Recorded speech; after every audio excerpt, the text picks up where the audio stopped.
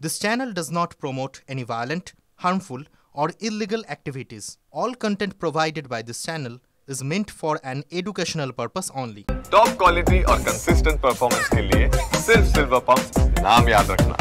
2005 সালে হিন্দু উত্তরাধিকার আইনে এক গুরুত্বপূর্ণ সংশোধন করা হয়েছিল। সেই আইন অনুসারে কন্যাদের তাদের বাবার সম্পত্তিতে পুত্রের মতোই সমান অধিকার দেওয়া হয়। তার আগে শুধুমাত্র পুত্রই বাবার সম্পত্তির উত্তরাধিকারী হতে পারত। যদি তার বাবা উইল করে কন্যার নাম রেখে যেত, তাহলে পিতার সম্পত্তির ওপরে অধিকার থাকত কন্যার। 2005 সালে সেই আইনের সংশোধন করা হয়। সেই সংশোধন অনুযায়ী সব কন্যারাই যে বাবার সম্পত্তির দাবিদার হতে পারেন এমন নয়।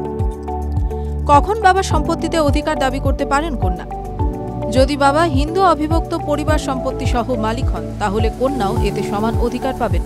এটি কন্যার জন্মগত অধিকার। মেয়ে বিবাহিত হোক বা অবিবাহিত, সম্পত্তির ওপরে তার সমান অধিকার থাকবে। মনে রাখবেন, যদি বাবা 9 সেপ্টেম্বর 2005 সালের পরে মারা যান, তাহলেই কন্যার অধিকার সম্পূর্ণরূপে বৈধ হবে। তার আগে হলে নয়। আগে মনে করা হতো বিয়ের পর একজন মেয়ে তার স্বামীর পরিবারের সদস্য হয়ে ওঠে, তাই বাপের বাড়িতে সম্পত্তিতে তার কোনো অধিকার থাকতো না। 2005 সালে সেই আইন সংশোধন হয়। পৈতৃক সম্পত্তিতে মেয়েদের পূর্ণ অধিকার দেওয়া হয়। যদি সম্পত্তিটি পারিবারিক সম্পত্তি হয় এবং পিতা সহমালিক হন, তাহলে কন্যারও এর ওপর অধিকার থাকবে। যদি বাবার নিজের উপার্জন থেকে অর্জিত সম্পত্তি থাকে এবং তিনি উইল না করে থাকেন, তাহলে কন্যার সমান দাবি থাকবে সেই সম্পত্তির ওপর। এক্ষেত্রে স্থাবর সম্পত্তি যেমন জমি, বাড়ি ইত্যাদি এবং অস্থাবর সম্পত্তি যেমন ব্যাংক ব্যালেন্স, বিনিয়োগ ইত্যাদি, দু ধরনের সম্পত্তিতে বাকি সন্তানদের মতোই সমান অধিকার থাকবে। যদি বাবা উইল করে কন্যাকে সম্পত্তির ভাগ থেকে বঞ্চিত করেন, সেক্ষেত্রে মেয়ে বাবার স্ব অর্জিত সম্পত্তির ওপরে কোনো দাবি করতে পারবে না।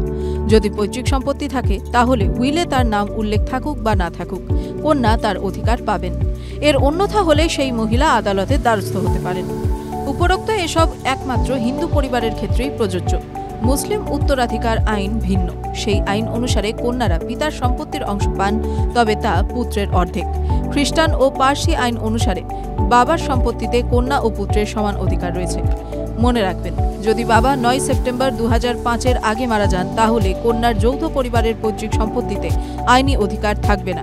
কিন্তু 2005 সালের পরে যদি মারা যান, তাহলে সমান ভাগ পাবেন। বিশেষ দ্রষ্টব্য: যদি আপনার কোনো ব্যক্তিগত সমস্যা থেকে থাকে, তাহলে আইনজীবীর সঙ্গে পরামর্শ করুন। এই প্রতিবেদন কেবল প্রাপ্ত তথ্যের ওপর ভিত্তি করে বানানো। TV9 Bangla digital.